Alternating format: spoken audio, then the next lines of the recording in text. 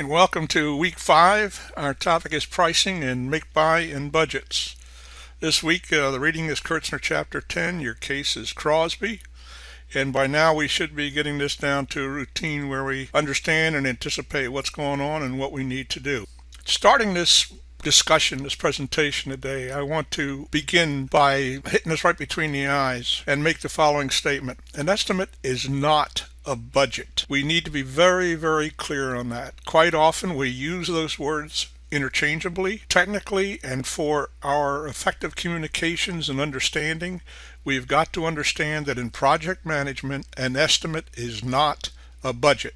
So please keep this in mind. When we look at operating definitions of cost estimating and cost budgeting, it works like this. Cost estimating is working our way up to the top level total cost for something, for a project, for whatever it is we're estimating. It's the cost of the resources needed to complete project activities. So cost estimating is actually determining the cost, estimating the cost, building up the cost, coming to the total cost for the activity. When we do cost budgeting, that's going back down.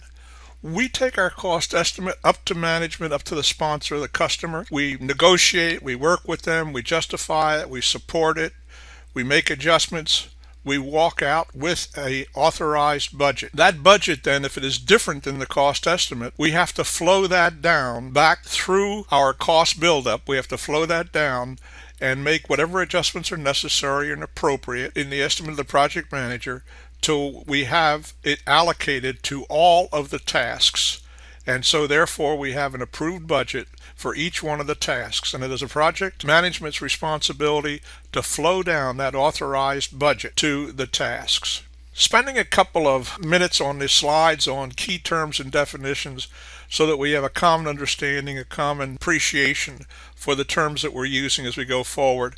Cost estimating, I've just actually gone through the definition of that, and that is the actual estimating of all the costs of all the resources needed to go forward to whatever it is we're trying to accomplish and deliver the project to the customer. Cost budgeting is therefore, as I said, allocating the approved cost estimate or the approved budget, the budget baseline, to the individual project task, working it all the way down so that we have a measurement, a standard for performance, for measurement, that we can look at our variances and do our proper monitoring and control throughout the project to determine if we're off schedule or off cost anywheres and what type of corrective action is needed to get us back on schedule. So it's an adjusted flow down distribution of the final authorized cost at completion value, and that is our authorized budget. The cost and schedule control system is the sets of tools and processes we use to do all this. They're not very sophisticated. It consists of usually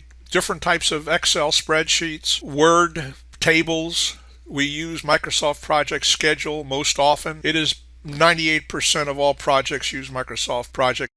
How we put together our risk management evaluations and take a look at what we're going to do, how we're going to mitigate our risks. Everything we use, all the tools, is a part of our cost and schedule control system.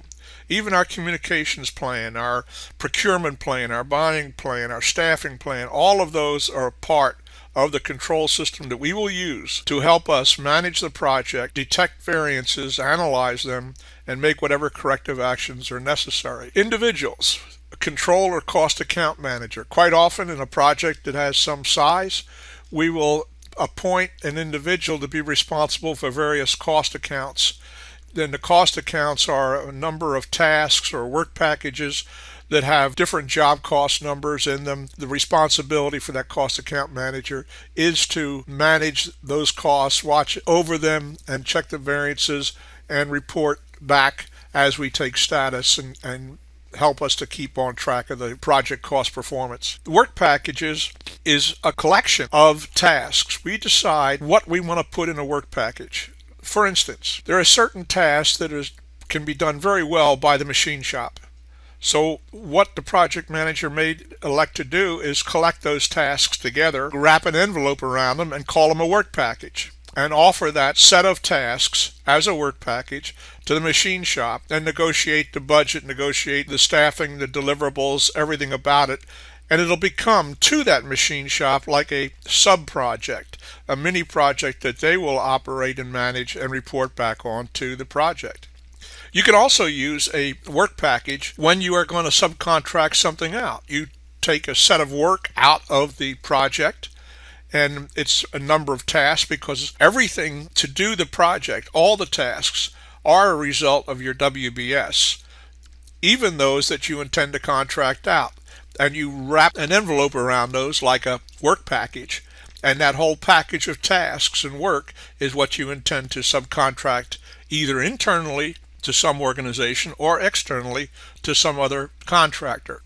A cost element are those different types of resources or items have cost associated with them. Those are the type of items that we need to develop in our estimating process, define, make sure we understand what the costs are, identify, and they constitute the cost package, the cost estimate, the should cost estimate for our project. Our cost account plan is actually all of the costs time phased out. In other words, as we schedule all our tasks, schedule all our work, schedule the deliverables, resources, that will actually put a cost profile together indicating what kind of costs we're spending every day, every week as we go through the project. And that entire plan, that whole sequence of costs, profile of costs over time, is our cost account plan. Planning packages are work statements within a cost control account, which would be also a part of a work package. It could be called a planning package. And a planning package is a package that we put together as we go forward, and then it might become a work package if we're going to subcontract it out or have somebody be responsible for a number of those tasks. So now, with those definitions under our belt, let's go on to talking about budgeting and estimating basics. The budget that we have is the authorized budget and the authorized expenditure for the project. And we will also use that as a standard to compare our performance against. That is what we will look at: our actual costs, compare them to the budgeted plan, the costs. We will use the budget as a baseline, performance baseline, to measure all performance against. So we will have a budget cost baseline, we will have a schedule baseline. That is our project baseline from which we will measure all performance. So our budgeting procedures will associate all the resources, all the goals, the deliverables over time in a profile of how we intend to use resources, apply them, purchase materials, take travel on, conferences, all of the incidentals of costs that are in there. So what the budget really is, it is your project plan in a financial form. It's the dimension, it's the financial dimension of your project. So in order to develop that budget, we can go back and look at our cost estimating, our planning for the project, and what we need to have this budget is simply the forecast, what the resources the project will require. This was fundamentally our estimating. We need to determine all the required quantities of each. We did this when we were defining each and every task. Decide when they'll be needed.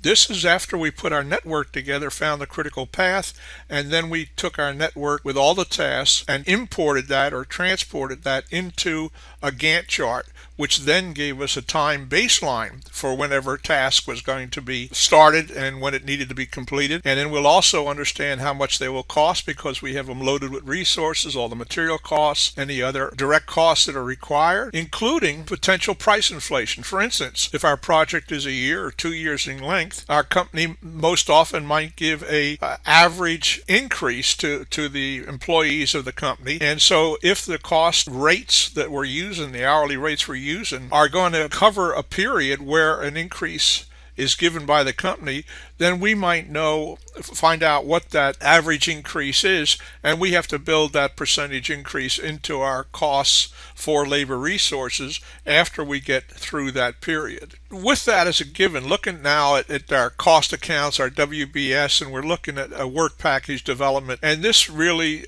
as I said, represents the unit of the work. It has a number of tasks in there. It's clearly distinguishable. It's unique. The tasks in the work package are not duplicated anywhere else. This is a unique package of the unique tasks that are required to be done on this project, and it'll be assigned to a specific organization. There'll be an individual, an organization that has responsibility for it, interface with the other work packages, and then it has all the requirements of a project: start and end dates, interim milestones. So the work package really derives from the WBS, the tasks, the network. It is a subcontract or sub-project. You can use a work package to either authorize work to be done by another organization in your company, or actually to go outside and have a vendor take it as a project and as a contract. It has a specific statement of work. Its number of tasks are in there. There's deliverables defined. Resources are required. Expenditures will be authorized. There will be a agreed budget and a commitment to not exceed that budget.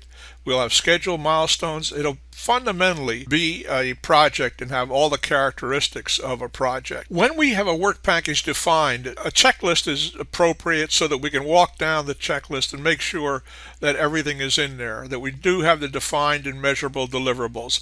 Talking about earned value, we don't want somebody just guessing at how much percent complete they are or where they're at. We want some really solid, objective, measurable deliverables so that we know that this is truly the real performance and we can take and earn value. The resources are going to be available. Whoever is doing the work, whether it's a company or an organization in our company, we want to make sure that they have the resources available. We got responsible persons that will accept the tasks and do the job. In other words, it might serve as a form of the project manager. There are defined predecessors, successors, the constraints, approval, and individual tasks in there. All of the characteristics and criteria we try to make sure that we have in our own project plan. For an example, I've indicated here a work authorization document which I use for work packages and projects that I'm project manager on. And this is just the boilerplate or the faceplate. It may have many attachments behind it. But fundamentally, if you look at it, you can see that it has the title of the work authorization document, who the manager of it's going to be, what the organization is, when it was issued, what's the number of the work authorization, when it opens, when it closes, what's the budget, total labor hours, dollars, overhead dollars, other direct cost dollars, G&A, how much funding is going to be released initially, and then there's provisions for, if necessary, for revisions 1, 2, and 3 based on if the scope changes or the project manager wants to have a change order go into that work pack. Also in the middle of the page, work package tasks. Here we list the WBS numbers for the various tasks, their title and descriptions. We also list the dependencies and deliverables to get in and out of the work package. And then we have sign off by the manager of the work authorization document or the work package. Who is the originating manager, who's putting this together.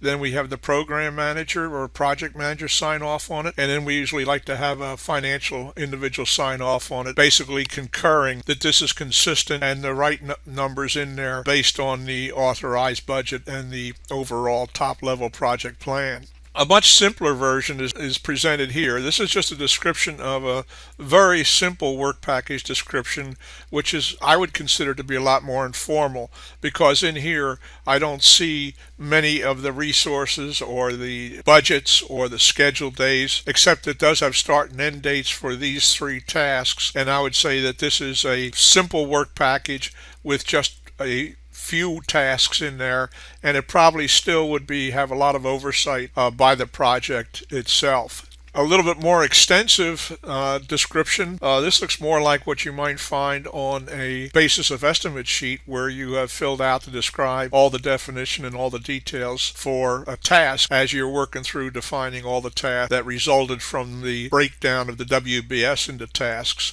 And this talks about the description, the basis of estimate, and then general closure criteria and evidence of closure. So again, this is just another variation of that type activity. Given the work package as a background and where we have worked through this presentation so far, now we are ready to start looking at our make-buy analysis, make-buy decisions.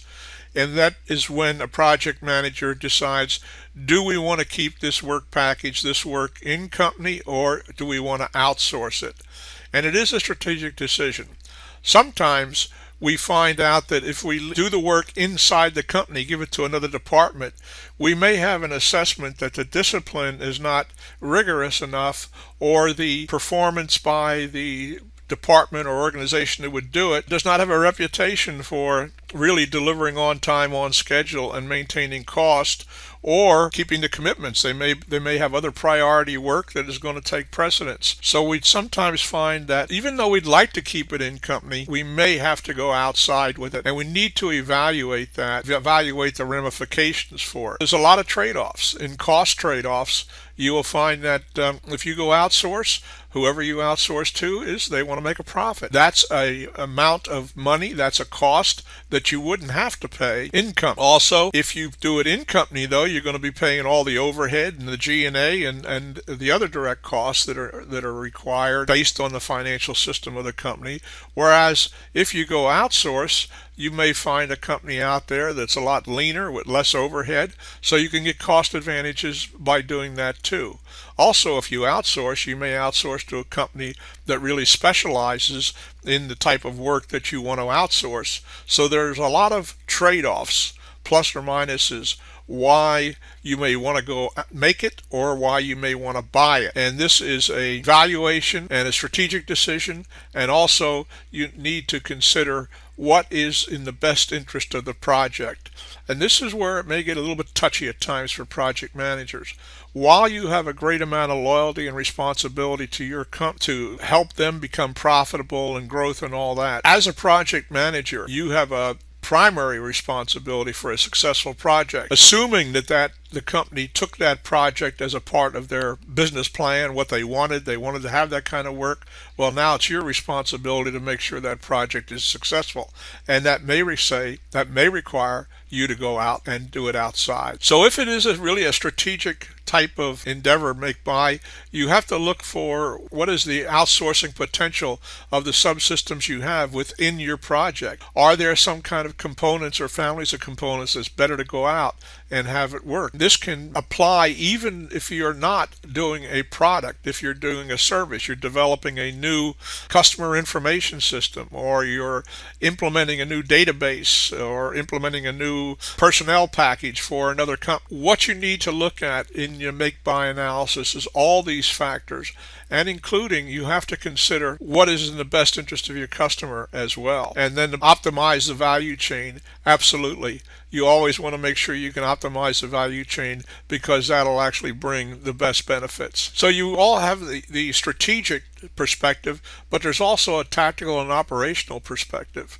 There's cross-functional implications, and then you got to look at that cost, capacity, the capability. As I said, does the internal organization that you want to consider giving this work to, can they give you the priority on your work that is what you require, so you can be assured your delivery will be on time, on schedule, and within cost? Looking at your costing, what about incremental costs? I discussed the issues of profit, of non-recurring, of recurring costs. Non-recurring is like setup costs, or what I call spooling up costs, getting up to speed costs. And you can look at the cost per and look at the net present value and compare that, whether you go outside or whether you stay inside, and use that as a factor as well. And then there's always the long-term view. You need to make sure that in the longer term, how does this work and how does it affect your project? But once again, your responsibility is to your project and the scope of your project. You need to be focused on what it takes to bring your project to a successful conclusion, making the right deliverables with a satisfied customer, hitting the budget, hitting the schedule, and hitting the performance. Even though the long-term view would say we'd like to go left or we want to go right, we want to go make or we want to buy. In doing that, if the long-term view is very attractive, however, it really is out of scope for your project, then you have to disregard it. I mentioned overhead items. You really need to make sure that you do a good financial analysis, comparing whether you do it internally or whether you do it externally. And in addition to that, having the right source for going externally, you do not want to give it to an outside vendor who is just trying to enter into this market area or into this area that your work covers. Do they have a good history? Do they have some good references, business to business references? There's a lot of other activities too that are required here from a larger perspective or a higher level corporate perspective, and that is that you want to have a good supplier base. You want to make sure that the company has good relationships, good sourcing, and we'll talk about a lot of that stuff later as we get there. And also, how do we make the selection? Do we go out competitive? Do we have two or three sources can do this? Or do we have only one source and we got to go out there, solicit that source, but yet make sure that we get a competitive package and that we can do a good analysis on a good evaluation and sit down and negotiate with that vendor and come to an agreement where we both feel that we've got the best deal. There's always issues of managing our supply base as well. There is a trend towards fewer suppliers by a lot of procurement organizations, a lot of companies that do a lot of outsourcing. And when we talk about optimizing our supply chain, quite often we're talking about cutting down the number of suppliers. But quite frankly, we have to be very careful about that. That can be detrimental. A number of years ago, Boeing went on a huge activity of cutting down their suppliers. I think they had about 3,000 or several thousand suppliers, and they wanted to cut it down and really optimize their supply chain and knock it down some 40, 50, 60%. And they did that, and they did that very effectively. However, it wasn't more than about a year later when the number of orders for the 737 increased significantly, and the company wanted to increase the production rate and go from like 3 to 4 or 3 to 5 a month 737s. And all of a sudden they realized the supply chain they had could not supply that, could not provide that. Whereas before they had enough vendors, they could get the kind of quantity, the kind of volume in on the items that they had to purchase from their supply chain. But now that they narrowed and necked down their supply chain, they couldn't get the quantity and the volume of parts and materials in to support an increase in the production of 737s. And that was a very, very painful and expensive experience until the procurement organization and the supply chain was able to get beefed up to handle the volume of materials and parts that Boeing needed to support their desired run rate on the 737s. So you need to be careful about that. And as a project manager, maybe on very small projects, you have very little association with procurement, going out and subcontracting or being a part of a supply chain or having a supply chain. But there's always a day when a new project comes in. Recommendation to you is that you be cognizant of the partnership, the relationships that the procurement organization has with the vendors and the supply chain and the supply system. What type of supply partnerships does your company enjoy, and what is the downside? What is it? Are we taking care of them? Are we keeping them tight? Are we doing a lot of good inspections, making sure that our suppliers are competent, capable, and they still have the enthusiasm to support us? We also need to look at our suppliers. If there's any supplier that over 50% of their business or 60% of their business is based on work with us, that means that that supplier is really almost slave to us, and any hiccup in our business can almost put them out of business.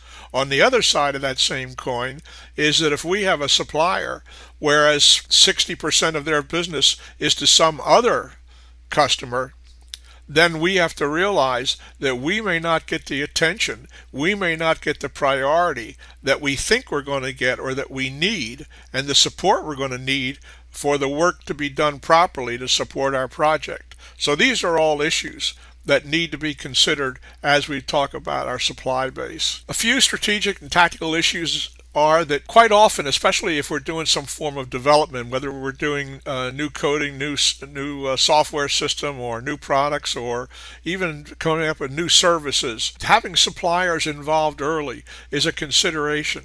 If they're up to speed and they know what's going on, they can sometimes contribute to some of the activity that we're going through in our planning and in the manner in which we believe we're going to put this project together, and in the way that we're going to come up with whatever the deliverable out of the project is. What the number of our suppliers are. I've just given you an example of Boeing, where having too many seemed to be wasteful, and all of a sudden there was too few. And what is the percent of supplier business? And we talked about that also. Thirdly, we talk about whether the supplier is local, whether they're a national supplier or international. Are we doing our relationship with a supplier who is overseas in a different time zone, different culture, different way of doing business? How do we fit? What's the interface? How well do we work together? Environmental issues. And then also, there is supplier dishonesty. There is suppliers that will take advantage. That could cost quite a lot. I'm not sure if you're aware of this or not, but there has been many cases, and it just recently the subject came up again, where there are what they call non-qualified parts. Once something like an airplane is certified, then all of the parts that go to that airplane has to be certified, and they come from a certified vendor. Often it appears that non-certified parts are identified that have been used in repair or used in upgrades or in changes to the airframe. That really threatens the certification and the safety of the aircraft, because that part, being non-certified, is basically a fraudulent part, and it may not stand up to the specifications that are required for that part. So one of the things we really need to do is make sure that we are evaluating our suppliers. And in evaluating our suppliers, we want to be sure that we have suppliers that we understand the technology they use, how competent they are on it, the quality, all of the information that's listed in this slide here, their ability, their management maturity and ability, financial strength. If you're going to put a fairly expensive project together with a product, and you figure that product, that deliverable to your customer is going to last 5 or 10 years, you need to consider, is your suppliers that are supplying and supporting you on that project, do they have the financial strength and stability, the maturity, that they're going to be in business for 5 and 10 years so that they can continue to support you in your support to your customer? Quite often we want to have a very comprehensive process for evaluating our suppliers and looking at the information that they have regarding their prior experience. We also want to be looking for new entrants in the field or in the technology, and monitor them for a while and see how they mature and grow up, so to speak, and become good, stable, substantial suppliers, which we may want to add to our stable of suppliers. One thing I practice an awful lot is whenever I have a subcontractor, I want to visit their plant. I want to walk through their area, whether it's engineering, manufacturing, or whatever. I walk through and I want to get a sense of their culture, a sense of their dedication to doing good business. I like to see the way that their individuals, their employees work together. Is there a camaraderie there, or is there friction? Is there tight, stilted interactions? What is the mentality? What is the culture of the suppliers? We also send in our quality engineers to also do an audit of a potential supplier, and then after they are a supplier, no matter how many years they are a supplier, we continually, periodically run audits, sometimes surprise audits, sometimes scheduled audits, and we want to make sure that firm meets our requirements, because it will reflect on us, and our customer holds us responsible, not our vendor. So when we're doing a continuous evaluating of our suppliers, we need to make sure that we validate the information. We make sure that the information we have is supported and it is true. That caveat emptor, buyer beware. We may get into a situation with a vendor. It may lead us down a path that we wish we hadn't gone down. A lot of times in new business and all that, there is a lot of emotion, excitement, enthusiasm. Often we tempted to let our optimism take over and lose our objective perspective, and therefore we might make decisions which we otherwise would not. And a good supplier qualification is a form of risk management. As a project manager, you need to look out for the risks that can affect and can torpedo your project or damage or impact your project. And supplier qualification is a form of that risk management. Your supplier can do you damage too. If they don't meet their deliveries, if they don't meet their quality, if they don't meet their cost targets, then your project is going to suffer. And that is a impact or that could have been predicted, could have been managed, and therefore it certainly needs to be a part of your risk analysis and risk evaluation. Additionally, in many procurements and even internally, we get involved in learning curves. Learning curves apply normally only when there's a lot of repetitive when a task is very repetitive. In projects, it isn't often that there are a number of repetitive tasks where a learning curve can actually be applied. But it is true that there are learning curves that can apply in some projects and sometimes.